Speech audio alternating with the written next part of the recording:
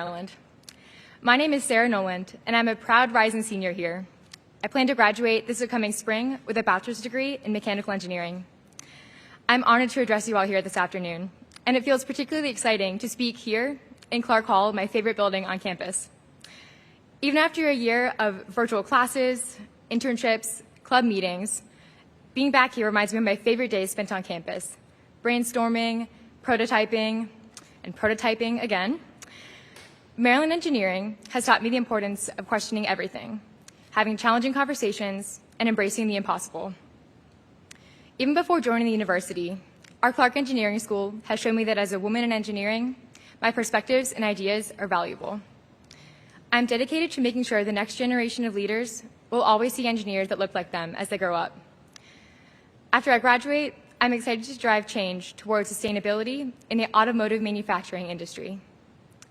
I'm proud to be a part of the shift towards electrification in our American manufacturing systems, and I know that a long journey still lies ahead. I'm eager to live in a world where cars run on batteries, vehicle charging stations are found everywhere, and environmentally stable transportation is normalized and affordably available to all. The infrastructure required to accelerate towards sustainability is led by the bold inventions, brave decisions, and swift action from our engineers. And I'm especially grateful for the engineers that made my virtual college experience possible. As I reflect on the engineering behind virtual communication, I'm reminded of why I wanted to become an engineer in the first place, to make life easier and better for those around me. The past year and a half has also inspired me to reimagine what discoveries might be possible and what boundaries we can move in the future, even in the most challenging of circumstances. At this point, I'm honored to introduce our next speaker. House Majority Leader Steny Hoyer has devoted his life to public service. In 1975, he became the youngest president of the Maryland State Senate, and now, as Majority Leader of the U.S. House of Representatives, he is the highest-ranking elected official in Maryland's history. He's a strong champion for college affordability and federal funding for research and development. In addition, Leader Hoyer is a University of Maryland alum, and we are so proud to call him a Terp. Honored guests, please welcome Leader Hoyer.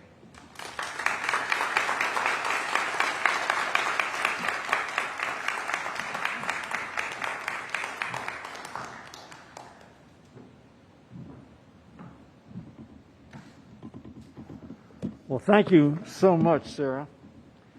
I don't know whose this is. It's yours, Tony? Ms. Secretary, I'll bring it back up if I can remember. Sarah, I was incredibly impressed as you were reading, strike that, as you were giving your speech. So I sort of snuck a look around and saw the teleprompter, but you gave it so flawlessly that it looked as if you had nothing there. So congratulations to you. We are very, very proud of you and all the students here at the University of Maryland that you represent. I'm going to take off Terrapin Strong for just a minute, Mr. President. I am so pleased to be here with my two colleagues who are such strong supporters of the University of Maryland.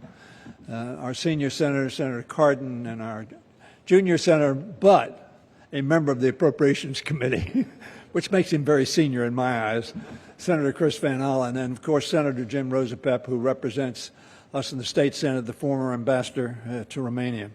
So thank you, Sarah. On behalf of Senator Cardin and Senator Van Hollen and myself, I am honored to welcome all of you to the University of Maryland College Park.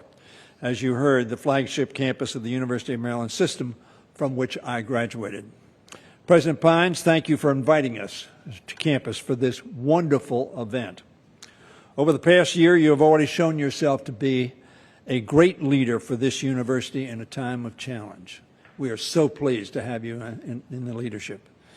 And as Dean of the Engineering School for the past decade, you demonstrated great ability in making this campus center of innovation and STEM learning. I'm sure that Jim Clark, when he gave such a generous gift to the university, thought of his investing in people like you and the people who work with you. Dean Breider, thank you for hosting us today at the Clark School and for continuing that legacy of prompting cutting-edge research and innovation in science and engineering here at Maryland. The University of Maryland College Park has become one of the great public universities in our country. Ranked 11th in the country among public colleges by Forbes magazine. Maryland is home to more than 40,000 students, learning in 12 schools and colleges. It was listed as number 3 among public universities for undergraduate entrepreneurship. I have an agenda I call Make It in America, which is about entrepreneurship. That was done by the Princeton Review and ranked number 14 for research and development by the National Science Foundation. What incredible statistics. How proud we are of this university and this campus. Each year, the university sends its students to over 300 study abroad destinations, and 14 students were named Fulbright Scholars, Mr. Secretary, in 2020, with more than 50 accepting Fulbright grants to continue their studies overseas. Last year, U.S. News and World Report ranked the Clark School as number 12 among public engineering schools, and it was in the top 10 for public aerospace and computer engineering programs. So, Mr. Secretary, you come to one of the quality institutions, not only in this country, but in the globe. It is no surprise why the University of Maryland, College Park, and Clark School of Engineering were chosen today as the venue for the Secretary of State to talk about American innovation and leadership in the world. When I was a student here, as I told somebody, our nation elected John F. Kennedy to steer our country through the crisis in the Cold War and refocus America's attention and resources in the mid-20th century to conquering the new frontier of science and space. In his inaugural address, President Kennedy declared, "Let every nation know, whether it wishes us well or ill, that we shall pay any price, bear any burden, meet any hardship, support any friend, oppose any foe, in order to assure the survival and the success of liberty." And I would add to that, free enterprise and entrepreneurship. Since that day, America has prospered when we have invested in our strength and training generations after generation of graduates to help our country, and indeed the global community. Help them to compete and lead the global economy and promote our ideals of freedom and democracy around the world. President Biden is steeped in the experience of foreign policy, committed to restoring America's place of leadership, and understands that we must continue to empower those who have always been the instruments of our global leadership and success, our talented young people. That has been his approach to restoring American leadership in the world. President Macron of France, upon meeting President Biden for the G7 summit in June, said, quote, "What you demonstrate is that leadership is partnership." America, Macron and other allied leaders declared, is back. As a matter of fact, after the election, Macron's quote was, "Welcome back, America." Deeply engaged and expert in America's approach to the rest of the world, President Biden has selected someone as his chief diplomat who not only shares his deep knowledge and experience, but also his vision. Secretary Blinken has already served in many of the most senior foreign policy and national security roles in our country.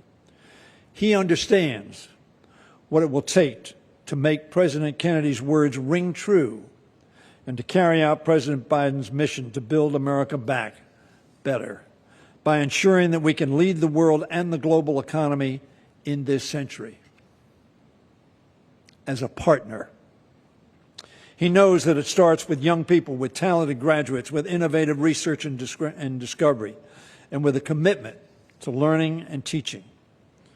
So I'm honored and pleased to welcome Secretary Blinken, who I count as a dear friend, to a place where these are paramount, where students from Maryland, students from America, and students from around the world gather to dedicate themselves to the betterment of our country and our globe. And now I'm honored to turn it over to President Pines to welcome Secretary Blinken to the University of Maryland, College Park, that he may join in the long tradition of American leaders choosing our campus to share their vision and call Americans forward to great endeavors. President Pines.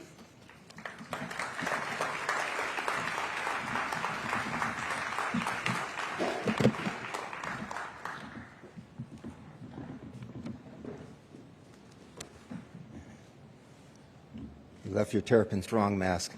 Oh, I remember Tony's. Good afternoon, and welcome to all of our guests and the many dignitaries joining us here today. Thank you, Sarah, for lending your voice to today's event. Welcome to university deans, faculty and staff, and students and distinguished alumni. To the public servants of the U.S. State Department, thank you for being here. To Senator Ben Cardin, thank you. To Senator Chris Van Hollen, thank you for being here and all that you both do for our state. And of course, to our graduate, Leader Steny Hoyer, what can we say? We are so most grateful to have you as an alum and the work you do for the great state of Maryland and for the nation. To State Senator and former U.S. Ambassador Jim Rosapap, thanks for all that you do for the University of Maryland College Park and for everything in the greater College Park area. Our special guest, Secretary of State Antony J. Blinken, thank you for being here and representing the State Department. I am proud to welcome all of you to the great University of Maryland. And welcome to A. James Clark Hall. It is fitting that we are here today to talk about infrastructure because, you see, we are here in Clark Hall. And Mr. Clark, who was a 1951 civil engineering graduate, was a builder. While the Washington, D.C. city skyline is dotted with dozens of Mr. Clark's towering structures, he built more than buildings. He built beautiful and immaculate labs like the one that you are sitting in. Because when you invest in science, infrastructure, you invest in the spaces that spark innovation to dramatically change our future. That's not hyperbole, that's fact. The world is a better place because of research born out of the University of Maryland and its labs. If you walk up just 2 flights of stairs to the Bob Fischel's lab, we have Dr. Fischel's research and more than 200 patents to thank for modern medical stents, lifetime pacemaker, and implantable insulin pumps, improving the lives of many. If you walk just 1 block west, and you'll find the Physical Science Complex built with federal funding from NIST and the state of Maryland and lawmakers from the state of Maryland and the governor's office. It's the home of groundbreaking research, quantum research, that fueled the birth of a firm called IonQ, which is set to become the first publicly pure-play quantum computing company in the United States and in the world.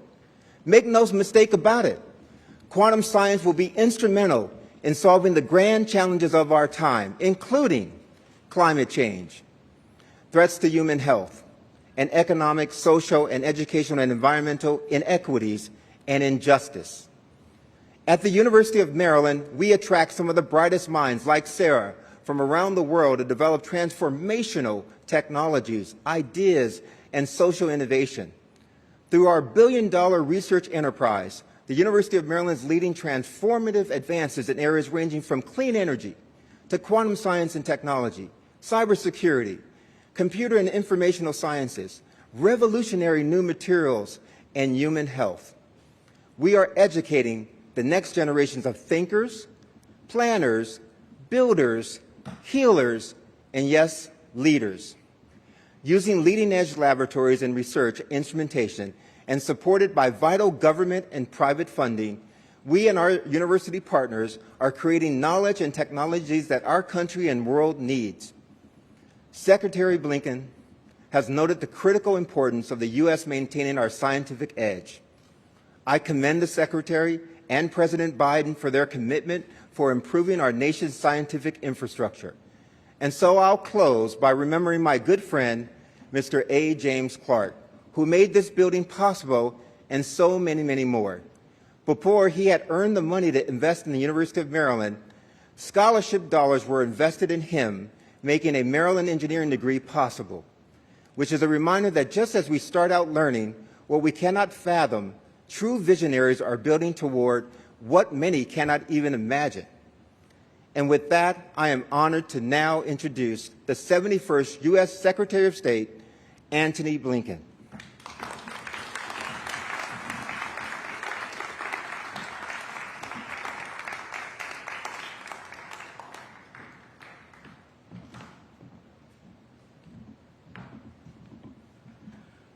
Well, good afternoon, everyone. It is wonderful to be here at the University of Maryland, College Park, one of our country's outstanding public research universities, to be joined by some of the students, university leaders, and public servants who help make this community such a dynamic place to learn, to teach, and to create. Mr. President, I especially want to thank you both for your kind words for hosting us today and for your leadership of this institution.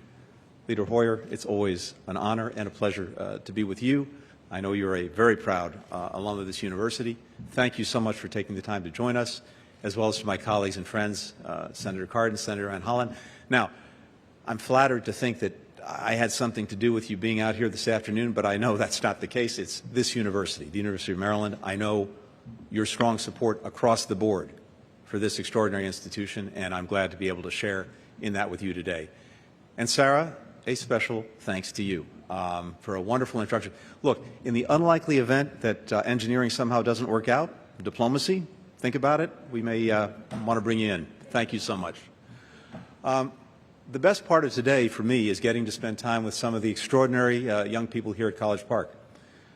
As Secretary, I'm often focused on events that are taking place thousands of miles away.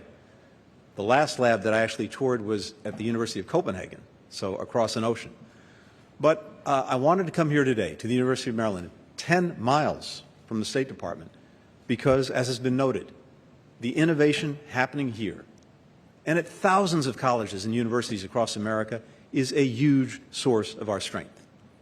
And whether America protects and invests in our strength at home is going to determine whether we remain strong in the world and deliver results for the American people.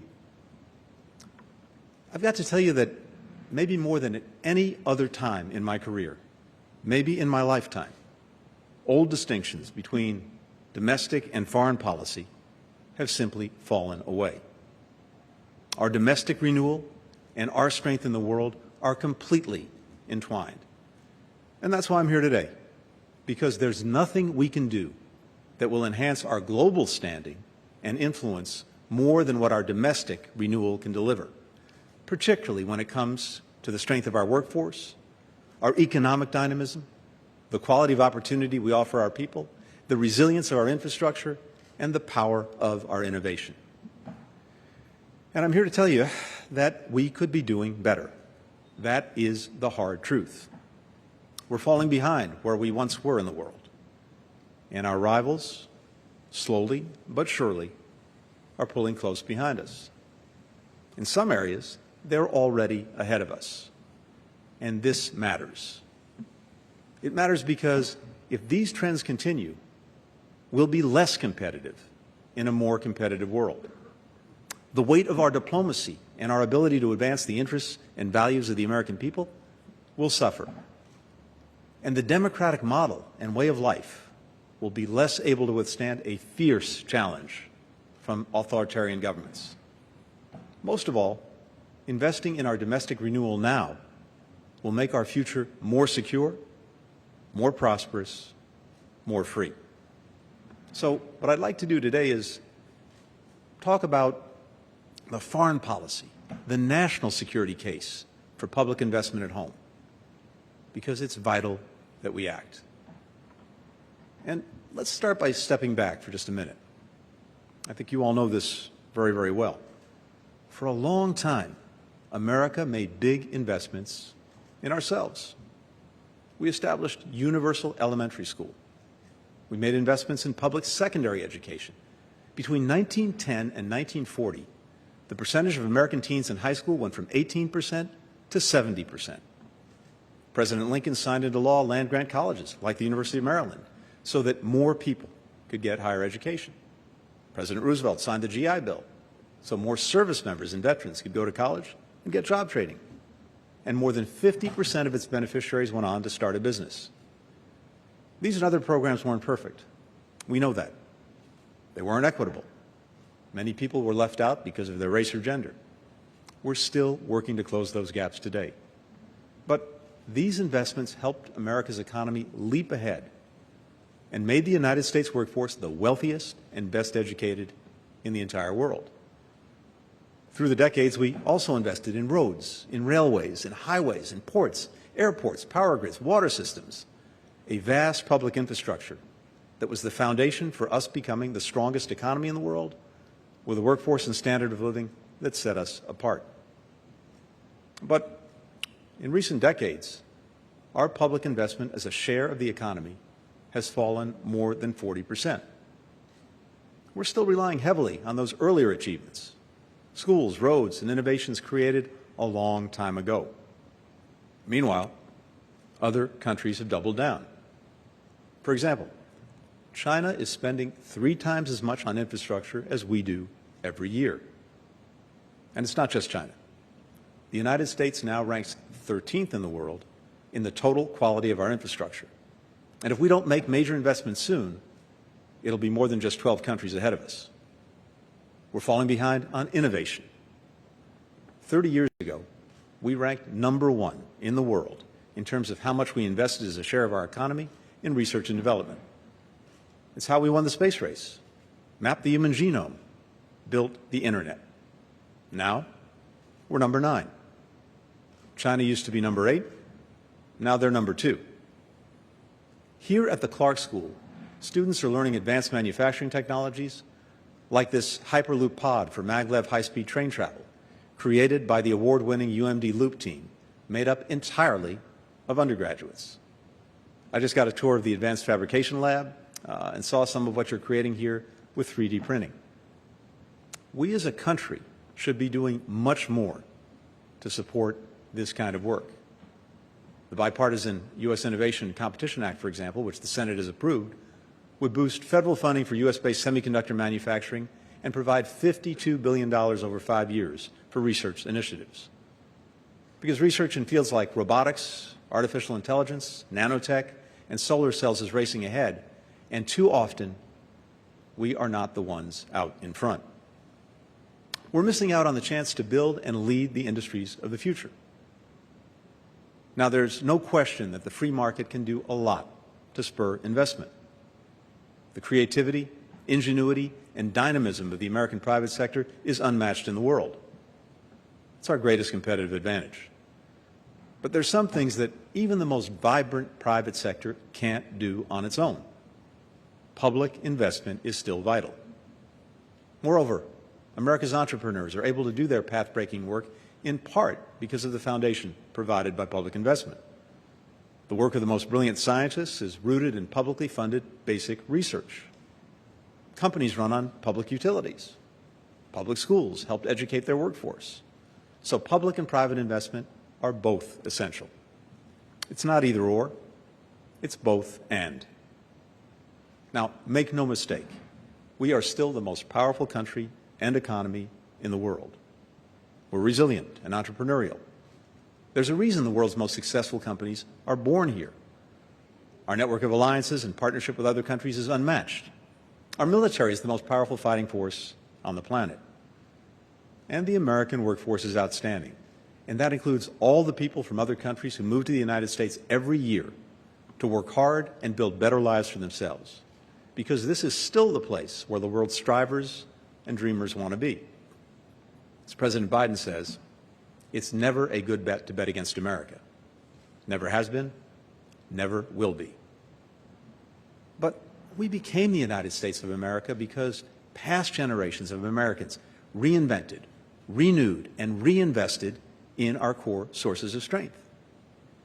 They used American ingenuity and determination to do it. And they didn't just prepare for the future, they created it, they shaped it. Now, it's our job to take up the baton and carry it forward for future generations. I believe our domestic renewal is the most important thing we can do to advance our foreign policy, for 3 reasons. First, this is about our global competitiveness. We're competing for jobs. We want the high-skilled, high-paying careers of the future to be created here, not somewhere else. We're competing for investment. We want the investors, the companies, the countries to look at the United States and say, that's where we want to be.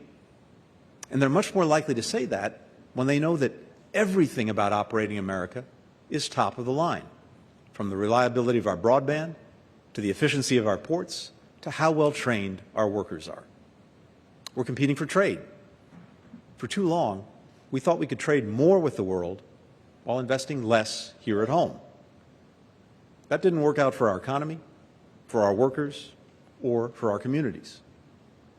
President Biden has made clear that before making more trade deals, we must first make a generational investment in our own competitiveness. Our domestic renewal comes first. If we do that, we'll compete in the 21st century global economy from a position of strength. We'll keep faith with American workers, shape the terms of global trade, ensure that labor, environmental, and intellectual property standards are protected, and stand with our allies and partners when others seek to take advantage of them. We're also competing for the best and the brightest. One of the most powerful, I'd say even magical things about the United States is that we have long been a destination for talented, driven people from everywhere on earth. No other country has that kind of pull on people's imaginations and ambitions. And that also goes for our universities. There are thousands of top international students here at College Park getting a world-class education. We're lucky they chose us. We want always to be the place that represents opportunity, possibility, achievement. Investing in our domestic renewal now means that we can continue to be that beacon to the world. Second, our domestic renewal is a foreign policy priority because it empowers our diplomacy. Now, take it from me, when you're sitting at the table with foreign leaders, trying to persuade them to align with your point of view, or join your coalition, or stop doing something that you disagree with, it makes all the difference in the world to be operating from a position of national strength. And that goes far beyond military might. If your economy is growing, if your people are healthy, if the cultural life of your country is thriving, if your country is known to give people from all backgrounds access to opportunity, it all adds up to greater diplomatic strength. Countries pay attention to these things, and they pay attention if you aren't strong in those ways too. This is particularly important now because it's no secret to any of us that the Chinese and Russian governments, among others, are making the argument in public and in private that the United States is in decline. So it's better to cast your lot with their authoritarian visions for the world than with our democratic one. We can, and we do, remind them that we continue to be an abundantly strong country by measure after measure. When we met with Chinese officials in Anchorage in March, our first topic of discussion was what we're achieving here at home: a robust economic recovery, a massive national program to fight COVID. We wanted them to know that we will emerge from the pandemic stronger than before and better able to rally our friends and partners in the world to stand up against aggression, abuse, and coercion. Nothing would put to rest faster their specious argument about America's best days being behind us than if the United States made serious investments in our domestic renewal right now. It's a lot harder to say a country's in decline when you're watching it become stronger, more effective, more united before your very eyes. I can tell you, too, that from my own experience so far as Secretary of State, when I tell countries that America's back, they believe it because they're seeing how much effort we're putting into building our alliances and partnerships and showing up again in the rooms where decisions are made and democratic principles are defended. But they will believe it even more when we make major investments in our own renewal here at home. And that will make my job of advancing our interests and values around the world easier, because there'll be no question that America is back. I can also tell you that our friends around the world are also hoping that we'll make these investments. They want badly for us to succeed because they know that when we're strong, they benefit too. Third, our domestic renewal is about standing up for democracy, and that is a foreign policy imperative. Democracy is under threat around the world right now. Authoritarianism and nationalism are on the rise, and the United States is out there every day fighting the good fight for political freedom and human rights. We're making the argument that our system, the democratic system, is the better one. But it's one thing to say it, it's another to show it. by investing in our strength at home, we can show the world that democracies can do hard things, and that we can do them without jailing dissidents, letting corruption run rampant, or violating fundamental freedoms. The more we and all democracies can show the world that we can deliver for our people, for each other, the more we can refute the lie that authoritarian countries love to tell, that our system is hopelessly polarized and paralyzed, and that theirs is the better way to meet people's fundamental needs and hopes. Now, I've said the word China a few times today, and it's true that when we talk about competitors, we often talk about China. They're a rising power, and they're full speed ahead when it comes to investing in infrastructure, growth, innovation. But I'm not only talking about China here today. Many countries are making major investments in their own domestic renewal right now. For the United States to continue to lead and to successfully bring countries together in common cause for the good of all our people, we have to do the same. Plus, ultimately, this isn't really about anyone else. This is about us and what we can do to make our lives and our future even brighter. When President Biden gave me the honor of taking on the role of America's chief diplomat, he made it crystal clear that I had one job above all others: to help deliver for the American people, to make your lives more secure, create opportunity for you and your families, and tackle the global crises that are increasingly shaping your lives. My ability to do that, and the ability for everyone who holds this job after me to do that, will depend on the choices we make as a country now and in the months and years to come. At our best, the American people share a spirit of boundless optimism and possibility. People around the world are inspired by it. I hear that everywhere I go. We need to bring that spirit to bear in this endeavor, to renew our sources of domestic strength and invest in our future greatness. That's how we'll lead the world in the industries of tomorrow. And that's how we'll carry forward the eternal work of making the United States a more perfect union. Thanks so much for listening. Thank you.